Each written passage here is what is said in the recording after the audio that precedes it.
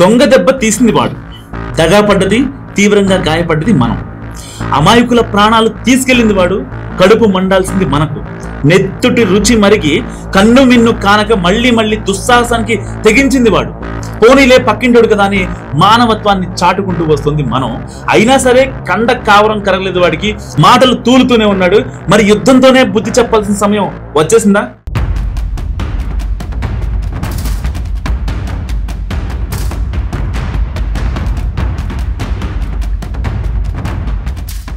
మనం సింధు జలాల ఒప్పందం అమలును నిలిపివేస్తే వాడు సిమ్లా డీల్ ను సస్పెన్షన్ లో పెట్టాడు.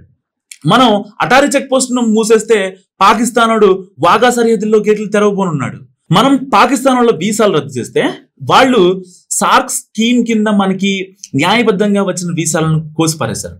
భారత్ లో పాక్ ఎంబసీలను మనం ఖాళీ చేస్తే వాళ్ళు మన డిఫెన్స్ అడ్వైజర్స్ ని వెనక్కి పంపించేశారు.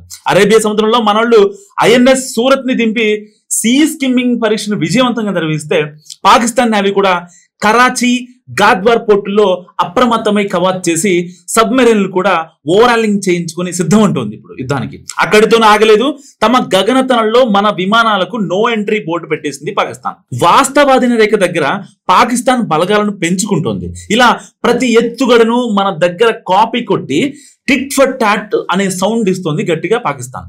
భారత్ సత్తా తెలిసి కూడా ఇంతలా బరితెగిస్తున్నాడంటే వాడి పోయి వాడే తీసుకుంటున్నాడని అర్థం.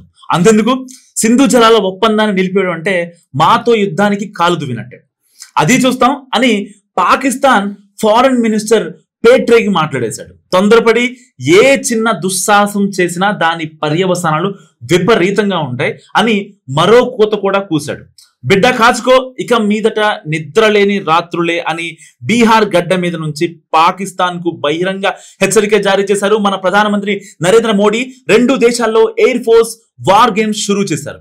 దీన్ని బట్టి ప్రపంచానికైతే ఒక విషయం క్రిస్టల్ క్లియర్ గా అర్థమైపోయింది. రెండు దేశాల మధ్య సరిహద్దులు రగులుతున్నట్టు, యుద్ధ మేఘాలు కమ్ముకున్నట్టు ఓ క్లారిటీ అయితే వచ్చేసింది. దారి కాచి దొంగ దెబ్బ తీయడంలో వాళ్లే ఫస్ట్. ఆ విధంగా ప్రతిసారి సూపర్ సక్సెస్ కొట్టి రాక్షస నవ్వు నవ్వుకుంటుంది పాకిస్తాన్. కానీ మనతో నేరుగా తలపడిన ప్రతిసారి అడ్డంగా ఓడిపోయి బొక్కబోర్ల పడ్డ దిక్కుమాలిన ట్రాక్ రికార్డు కూడా పాకిస్తాన్. అన్నిసార్లు తోక ముడిచి పారిపోయినా నిస్సిగ్గుగా మళ్ళీ ఎదురుగా వచ్చి నిలబడుతుంది పాకిస్తాన్. తోక జాడించిన ప్రతిసారి పాకిస్తాన్ కి మన చేతుల్లో పచ్చడి అయింది. అణ్వస్త్రాల నుంచి అంగబలం దాకా మనమే బాహుబలి కనుక వారు వంచడైంది. 1965 నాటి యుద్ధంలో భారత్ పాక్ రెండు దేశాలు ఎవరికి వాళ్ళు విక్టరీని క్లెయిమ్ చేసుకున్నప్పటికీ అల్టిమేట్ గా దెబ్బతింది పాకిస్తానే. ఎక్కువ ప్రాంతాన్ని దక్కించుకున్నది మనం. సో మిలిటరీ సక్సెస్ భారత్ అని గ్లోబల్ మీడియా అప్పట్లో హెడ్లైన్ కూడా వేసింది. ఆ తర్వాత 1971లోను భారత్ చేతిలో చితికి బతికిపోయింది పాకిస్తాన్. ఈస్ట్ పాకిస్తాన్ కు విముక్తి కల్పించి బంగ్లాదేశ్ కు స్వయం ప్రతిపత్తి సాధించి పెట్టి జయకేతనం ఎగరవేసింది భారత్. అయితే 93,000 మంది పాక్ దళాల శరణు వేడుకొని లొంగిపోయిన డిసెంబర్ 16ను ఇప్పటికీ విజయ్ దివస్ గా సెలబ్రేట్ చేసుకుంటోంది హమారా భారత్ మహాన్. 1999లో జరిగిన కార్గిల్ వార్ కూడా వన్ సైడ్ అయింది. పాకిస్తాన్ చొరబాటును సక్సెస్ఫుల్ గా తిప్పికొట్టి బార్డర్ అవతలికి తరిమి కొట్టిన మన జవాన్లు కార్గిల్ శిఖరం మీద గెలుపు జెండా ఎగరేశారు. భారత్ 500 మంది జవాన్లను కోల్పోయినప్పుడు కానీ 4,000 మంది పాక్ ఆర్మీని మట్టి గరిపించింది. విశాఖకి రహస్యంగా వచ్చిన పాక్ జలాంతర్గామి పిఎన్ఎస్ గాజీని సైతం తుక్కు తుక్కు చేసి సముద్రంలో ముంచేసింది ఇండియన్ నేవీ. ఇలా మనతో తలపడ్డ ప్రతిసారి పాకిస్తాన్ కి చావు దెబ్బ తప్పలేదు. ఫ్లాష్ బ్యాక్ లో ఇన్నేసి పీడకలలు వెంటాడుతున్న రియాలిటీలోకి రాలేకపోతుంది పాకిస్తాన్. కింద పడ్డ తనదే పై చేయి అంటోంది. సో పహల్గామ్ పాశవికానికి పరోక్షంగా బాధ్యత వహిస్తూనే కనీస పశ్చాత్తాపం లేకపోయింది. పైగా మనతో మళ్ళీ కయ్యానికి కాలుతూతుంది. ఈసారి గనక సైనిక చర్యకు పూనుకుంటే దాయాది దేశానికి దయ్యం వదిలిపోవడం ఖాయమేగా. సరిహద్దుల్లో సీమాంతర ఉగ్రవాదాన్ని భారతదేశం భరించే పరిస్థితుల్లో అసలు లేనే లేదు. పాకిస్తాన్ తో యుద్ధం చేయడం ఒకటే భారత్ కు ఉన్న మార్గం. అయినా స్వీయ రక్షణ కోసం యుద్ధం చేయడం తప్పు కాదుగా. అవసరమైతే మేము మద్దతు ఇస్తాం.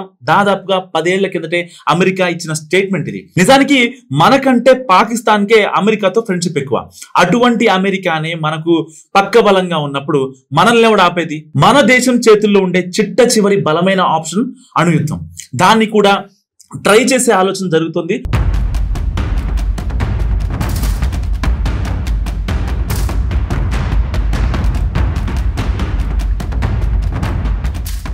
అణుయుద్ధం. దీని గురించి మాట్లాడుకోవడం, భయపెట్టడం, భయపడమే తప్ప ఇంతవరకు రియాలిటీలో చూసింది లేదు. ఏ దేశానికి ఆ దేశం న్యూక్లియర్ వెపన్స్ కూడబెట్టుకోవడం మీదే దృష్టి పెడుతున్నాయి.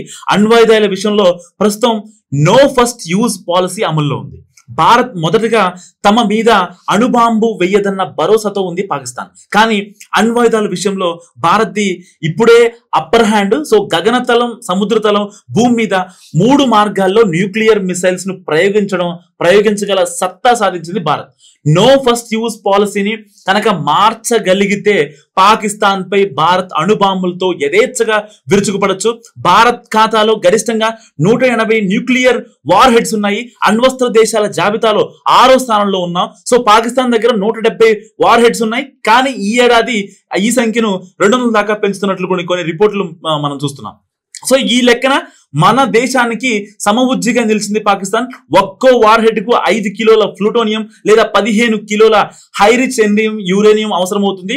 సో భారత్ దగ్గర సుమారు 600 కిలోల ప్లూటోనియం నిల్వ ఉంది.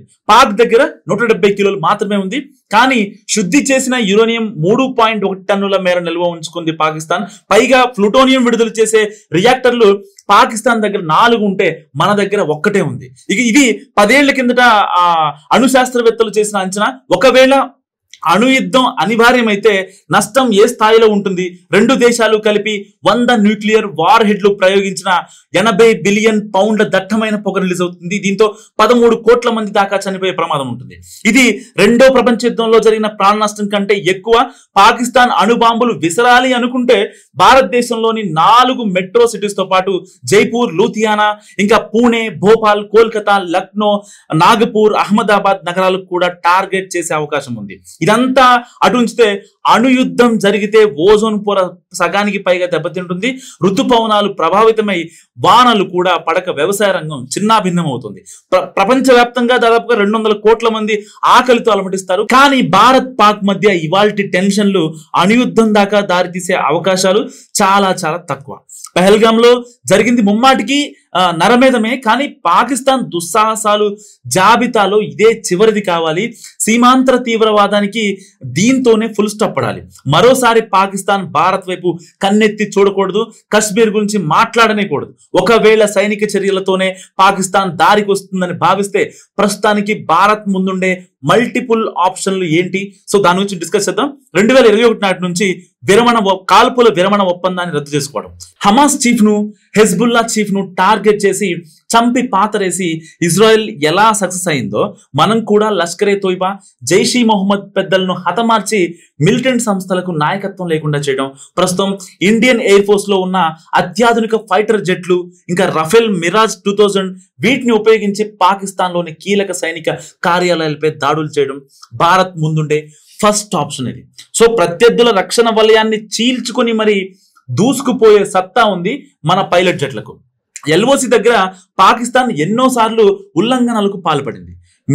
మేము అదే చేశామని ఐక్యరాజ్యసమితి దగ్గర సమర్థించుకోవచ్చు భారత్. భారీ టార్గెట్లను గుర్తించి సర్జికల్ స్ట్రైక్స్ చేయడం మరో ఆప్షన్. కాకపోతే సర్జికల్ స్ట్రైక్స్ అనేవి అనూహ్యంగా జరిగేవి. అప్పుడు పాకిస్తాన్ అప్రమత్తంగా ఉంది. మన స్ట్రైక్స్ ని తిప్పికొట్టినా కొట్టొచ్చు. కానీ రియల్ టైమ్ ఇంటెలిజెన్స్ ఖచ్చితమైన ప్లానింగ్ తో చేస్తే సర్జికల్ స్ట్రైక్స్ తో హిట్ కొట్టొచ్చు అన్నది ఒక వర్షన్. సో మిసైళ్లు ఇంకా స్నైపర్లతో విరుచుకుపట్టడం మరో చాయిస్. లక్ష్యాల పైకి గురిపెట్టి భారీ శతఘ్నులు ఇంకా స్నైపర్ గన్స్ తో కాల్పులు జరపొచ్చు. వీటి వల్ల చెప్పుకోదగ్గ తీవ్రత ఉండదు. ఇంకా లైన్ ఆఫ్ కంట్రోల్ దగ్గర శత్రు స్థావరాలు, ఇంకా సరఫరాల మార్గాలు, చెక్ పోస్టులు, అవుట్ పోస్టులు తుడిచి పెట్టేసేయచ్చు. అరేబియా సముద్రంలో మన నేవీ దళాలను అడ్డంగా పెట్టి పాకిస్తాన్ ఓవర్సీస్ వాణిజ్యాన్ని దెబ్బకొట్టొచ్చు. ఇలా అనేక మార్గాలు అన్వేషిస్తుంది భారత్. సో ఏ క్షణంలో అయినా యాక్షన్ పార్ట్ లోకి దిగి పాకిస్తాన్ కి చుక్కలు చూపించడం ఖాయం. సో ఈ వీడియో గురించి మీరు ఏమనుకుంటున్నారో కామెంట్ రూపంలో తెలియజేయండి.